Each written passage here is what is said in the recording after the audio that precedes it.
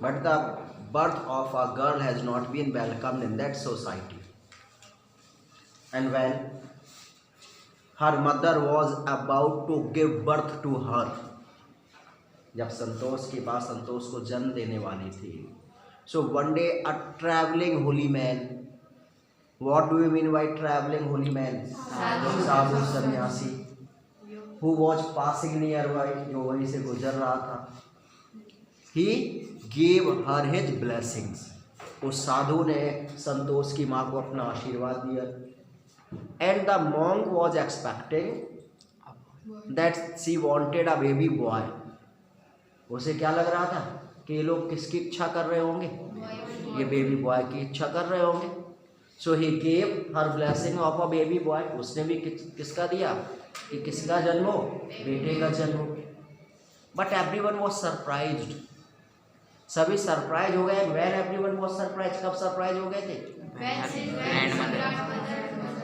When her grandmother asked her to give the blessing for a baby girl. उसने कहा बेटा नहीं चाहिए मुझे, क्या चाहिए, बेटी चाहिए. और उसका रीजन क्या था? She was not different. ऐसा नहीं था कि वो लोगों से अलग थी.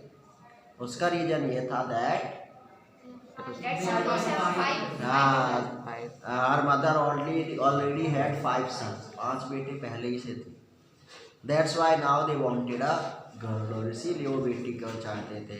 So now the traveling holy man gave the blessing for a girl child.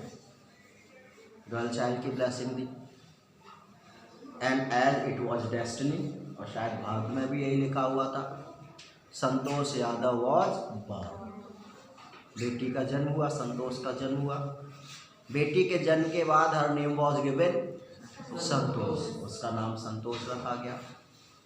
And Santosh means satisfaction. संतोष का मतलब होता है satisfaction, संतुष्टि.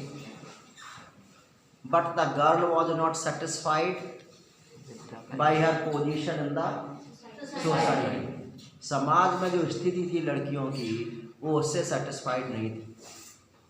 ये माइक अपना ऑफ कर लो जिसका भी ऑन है.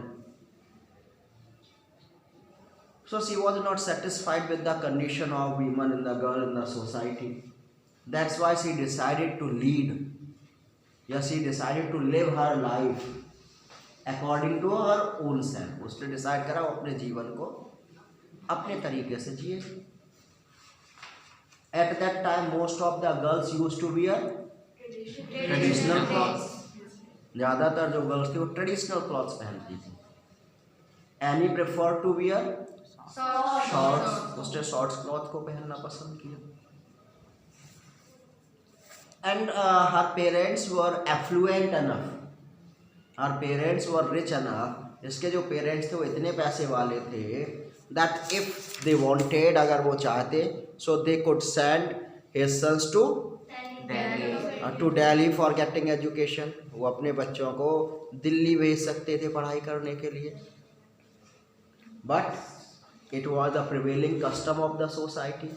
उस समय जो समाज का जो सिस्टम था, जो कस्टम था, उस कस्टम को, उस ट्रेडिशन को फॉलो करते हुए संतोष was sent in village primary school. उसे बाहर नहीं भेजा गया, उसे गांव के प्राइमरी स्कूल में पढ़ने के लिए भेजा गया. while her brothers had been sent to Delhi. भाइयों को तो दिल्ली भेज दिया गया लेकिन उसे नहीं भेजा गया. So now she decided. उसने डिसाइड कर लिया था. और क्या डिसाइड करा था? That she would speak up against it when the right moment. कि जब सही समय आएगा, सही समय पर वो इसके खिलाफ आवाज उठाएगी. And the right moment came when she was 16 years old. जब वो 16 साल की हुई तो वो right moment आ गया. और था कि at that time most of the girls in her locality, in her village, got married at the age of 16. उसके गांव की जो ज़्यादातर लड़कियां थी उनके 16 साल की उम्र में शादी हो गई.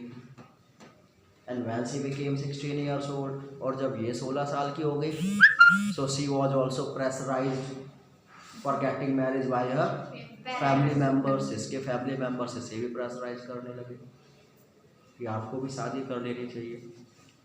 बट शी थ्रेटेंड देम, लेकिन इसने अपने पेरेंट्स को क्या थ्रेटन किया, क्या धमकी दी? She would not get married until she was not educated. जब तक आप मुझे एजुकेशन नहीं दिलाएंगे, जब तक आप मुझे नहीं पढ़ाएंगे, मैं शादी नहीं करूँगी और ज़िंदगी भर नहीं करूँगी। And after that she left her home, इसके बाद उसने अपना घर छोड़ दिया। She came to Delhi, Delhi आई। शी टुक एडमिशन ना स्कूल, एक स्कूल में एडमिशन ले लिया। अब पेरेंट्स ने कहा we will not pay you, जब हम पैसा ही नहीं देंगे बताओ कैसे पढ़ोगे? तो सर डोंट वरी, आप पैसे की चिंता मत करो, I will do part time job. उसने कहा मैं पार्ट टाइम जॉब कर लूँगी और पार्ट टाइम जॉब करके I will earn money for my fee, मैं फी के लिए पैसे कमा लूँगी। So now her parents agree. अब उसके जो पेरेंट्स थे वो पैसे देने को एग्री हो गए। She had always a desire to study more, हमेशा अच्छा थी और पढ़ाई करूँ और पढ़ाई करूँ और पढ़ाई करूँ। And gradually her parents were also agreed for it. धीरे धीरे उसके जो पेरेंट्स थे वो भी इसके लिए कन्विंस होते जा रहे थे, एग्री करते जा रहे थे। And now she had passed her class 10th pass कर लिया। And after completing her class 10th now she came to Jaipur आई। She took admission in Maharani college, और वहाँ कौन से कॉलेज? महारानी कॉलेज में एडमिशन ले लिया। And she lived in a hostel name Kasturba hostel में रहने लगी। Kasturba hostel faced Aravalli hills. Kasturba hostel के ठीक सामने क्या था? अरावली की पहाड़ियाँ थी। And when Kasturba used to sit in a room, वो कभी कभी अपने रूम की खिड़की में बैठ के देखती थी। That the villagers used to go up, कि ऊपर जाते थे। एंड सडनली वैनिश, और ऊपर जाकर अचानक से गायब हो जाते थे। One day she decided to check it by herself. Decide करा मैं खुद जाके देखूंगी ये जाते कहाँ।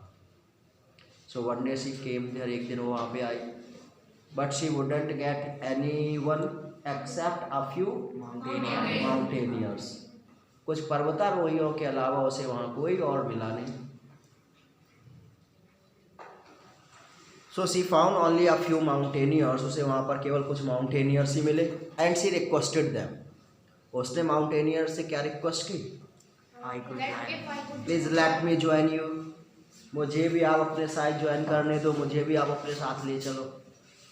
And to her pleasant surprise they agreed for it. खुश हो गई, आश्चर्यचकित हो गए, क्योंकि वो एग्री कर गए। नॉट ओनली दे एग्रीड, और केवल एग्री नहीं किया उस पर, but they motivated also her to take mountaineering as a profession. उन्होंने उसे मोटिवेट किया कि आप माउंटेनियरिंग सीखिए, इसको एज अ प्रोफेशन लीजिए। एंड फ्रॉम दैट डे, अब girl she never looked back, उसके बाद उसने कभी वापस मुड़ के नहीं देखा। Now she decided, she have taken admission in Uttarkashi Nehru Institute of Mountaineering, admission ले लिया। Her semester has to be ended in the month of April, but it was ended on 19th of May. तो जो session था जो अप्रैल में and होना था, वो एंड कब हुआ जाके? वो 19 ऑफ मई को एंड हुआ। while she has to join the institute on 21st of May, उसे 21st of May को ज्वाइन करना था।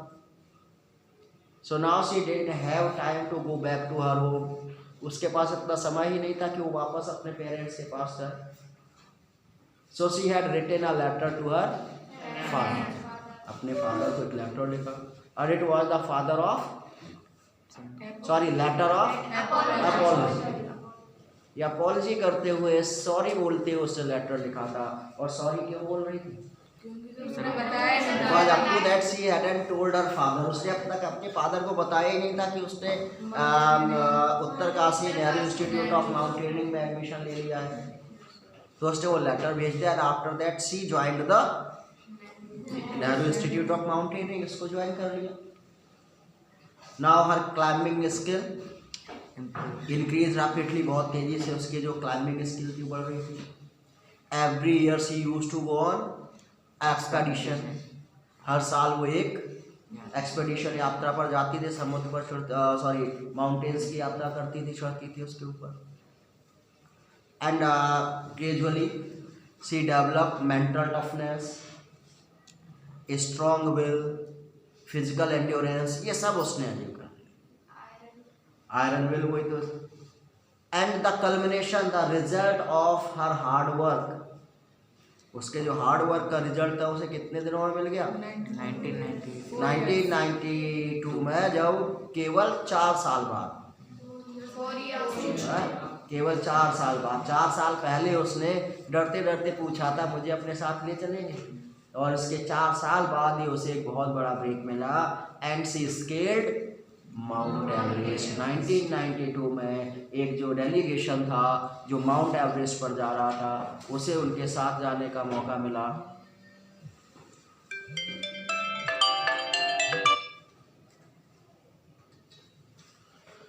तो उसे उनके साथ जाने का मौका मिला and she has become the youngest woman of the world who scaled Mount Everest. इस संसार की सबसे कम उम्र की महिला, और कितनी एज में? At the age of 20। So जहाँ क्या था, जो इसके सीनियर्स थे, they were impressed by her mental toughness, physical endurance and climbing skill. उसी प्रकार से हर फेलो क्लाइंबर्स, जो फेलो क्लाइंबर्स थे वो किससे इम्प्रेस रहते थे? इसके helping nature and work with together, सबके साथ में काम करना, और उसका जो हेल्पिंग नेचर था ये उन सबको इम्प्रेस करता था। यहाँ तक हम लोगों ने किया हुआ था, इसके बाद करना। During the 1992 Everest mission, paragraph number 8 यहाँ से करना है। So during the 1992 Everest mission means when first time she was on the Mount Everest mission in 1992। जब 1992 में पहली बार वो माउंट एवरेस्ट पर जा रही थी, Santosh Yadav provided special care to a climber. तो इसके साथ में एक क्लाइंबर एक और जा रहा था, उसका इसने क्या किया था? शी प्रोवाइडेड स्पेशल केयर, उसकी बहुत देख रेख की थी। Who lay dying at the South Pole, जो साउथ पोल में बिल्कुल मरा हुआ पड़ा हुआ था, उसकी बहुत केयर की थी। She was unfortunately unsuccessful in saving him, तो शी कुडंट सेव, बचा नहीं पाई थी। अनफॉर्चुनेटली वो उसे बचा नहीं पाई, लेकिन उसने बचाने की उसे बहुत कोशिश की थी। However, she managed to save another climber, Mohan Singh. एक को तो नहीं बचा पाई, but she saved another one, लेकिन दूसरे क्लाइंबर को बचा लिया था। और जिसने बचा लिया था, what is the name? Mohan Singh नाम का एक दूसरा क्लाइंबर था, उसे बचा लिया था। Who would have met with the same fate had she not shared her oxygen with him। इसका भी भाग वही होता जो पहले का हुआ था, अगर संतोष यादव इसके साथ अपना ऑक्सीजन शेयर नहीं करते। मीन्स पहले का क्या हुआ था? डेथ हो गई थी। तो मोहन सिंह की भी डेथ हो जाती अगर संतोष यादव उसके साथ अपना ऑक्सीजन शेयर नहीं करते।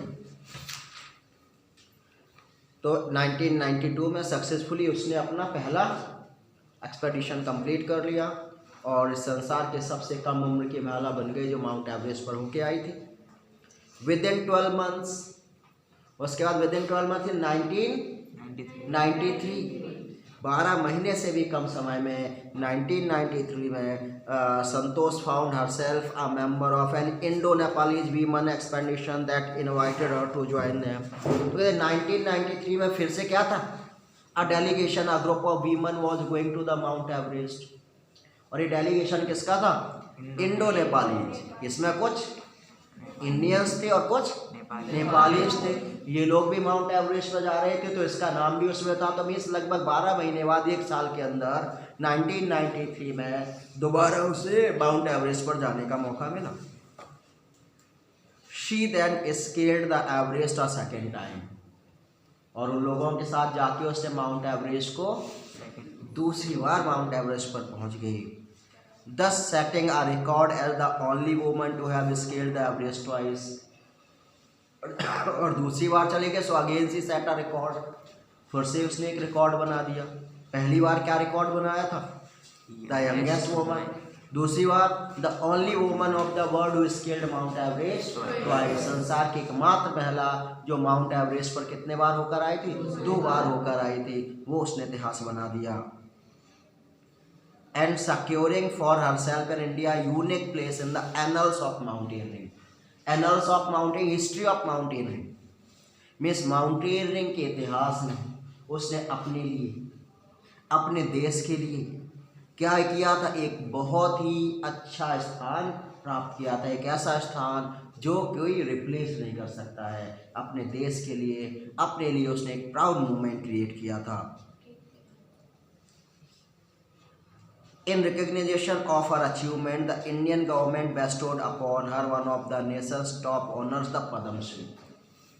और उसके इस उपलब्धि को सराहते हुए इंडियन गवर्नमेंट ने भी उसे इंडिया का एक बहुत बड़ा अवार्ड से नवाजा। कौन सा अवार्ड मिला उसे? पद्म श्री अवार्ड से उसे नवाजा गया। She got Padma Shri by Indian government. Describing her feelings when she was literally on the top of the world. And now Santosh Yadav was describing her feelings when she was literally on the top of the world. और top of the world से मतलब mount Everest, क्योंकि mount Everest कैसी peak है? Highest peak okay, उससे ऊंचा तो कुछ है ही नहीं। तो माउंट एवरेस्ट के टॉप पर पहुंचने का मतलब कहाँ पहुंच जाना?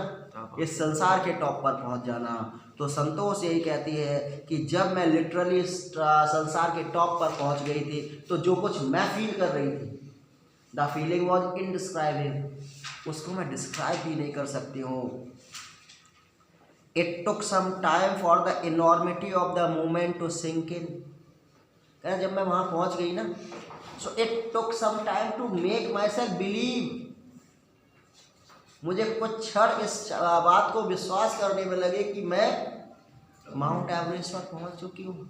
मिस पहले तो मुझे विश्वास ही नहीं हो रहा था कि मैंने कर लिया, तो कुछ समय लगा मुझे इस पर विश्वास करने के लिए। सर वो अकेली पहुंची थी? अकेली नहीं, साथ में थे सब लोग, अकेले थोड़ा ना जाते। वो कहते हैं जब मैं वहाँ पहुँच गई तो मैंने क्या करा? Then I unfurled the Indian tricolour. और जब मैं पहुँच गई तो मैंने क्या करा? अनफर्ड से मतलब लहराना। मैंने किसको लहराना शुरू कर दिया? इंडियन ट्राइकलर, भारतीय तिरंगे को, इंडियन फ्लैग को वहाँ पर फहराना शुरू कर दिया। And held it aloft on the roof of the world, और संसार की रूफ पर, संसार के टॉप पर उस इंडियन फ्लैग को मैंने लगा दिया। द फीलिंग इज इनडिस्क्राइबेबल, और जो फीलिंग है वो कैसी थी जिसको मैं बता नहीं सकती कि उस समय मैं कैसा फील कर रही थी। The Indian flag was flying on the top of the world, क्योंकि जो इंडियन फ्लैग था वो किसके ऊपर फहरा रहा था? टॉप ऑफ द वर्ल्ड, इस संसार के टॉप पर, सबके ऊपर फहरा रहा था। It was truly a spiritual movement, ये मेरे लिए कैसा मूवमेंट था? स्पिरिचुअल मूवमेंट था। आई फेल्ट प्राउड एज उस दिन मुझे एज एन इंडियन बहुत ही प्राउड फील हो रहा था। तो कहती मैं वहाँ पहुँच गई।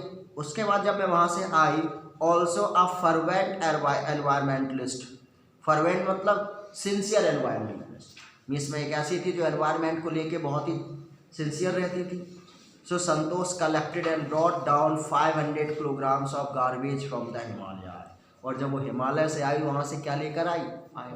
500 किलोग्राम गार्बेज लेकर भी आई, जिससे कि क्या हो सके, इससे कि वहाँ का एनवायरनमेंट कैसा है, इंडिया का एनवायरनमेंट कैसा है, उसको स्टडी करने के लिए जब मैं आई तो वहाँ से अपने साथ 500 kilogram 5 quintal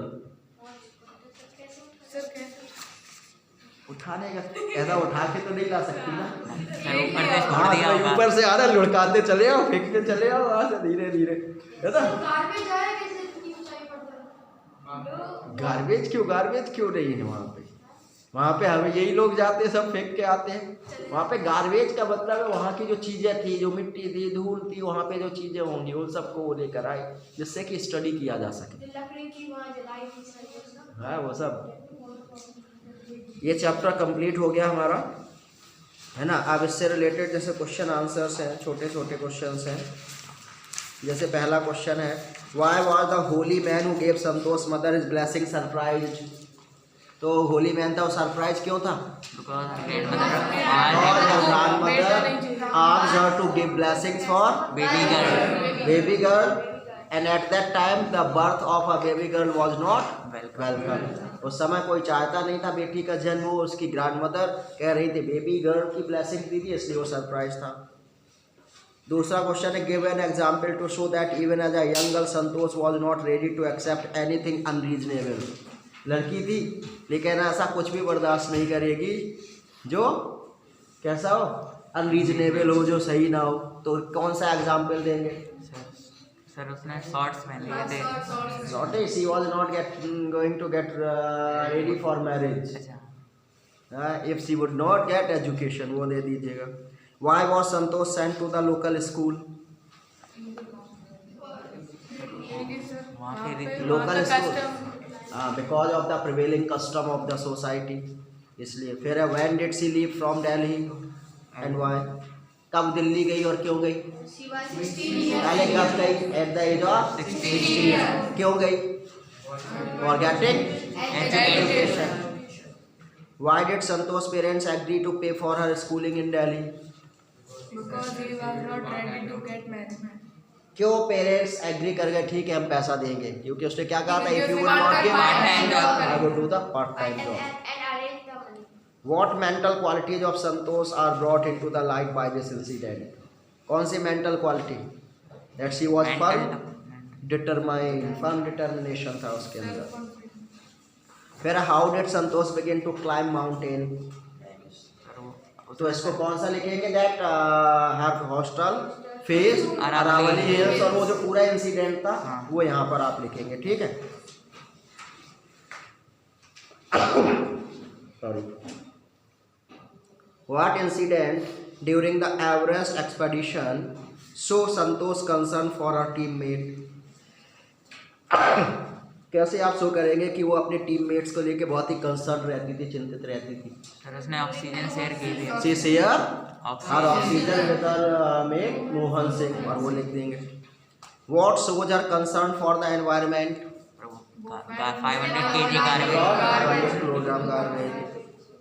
how does she describe her feeling at the summit of the Everest? या तो कैसी फीलिंग थी? उसने कहा ऐसी थी जिसको मैं डिस्क्राइब नहीं कर सकती। She was feeling proud of an India and she unfurled the tricolour, वो लिख देंगे यहाँ पे।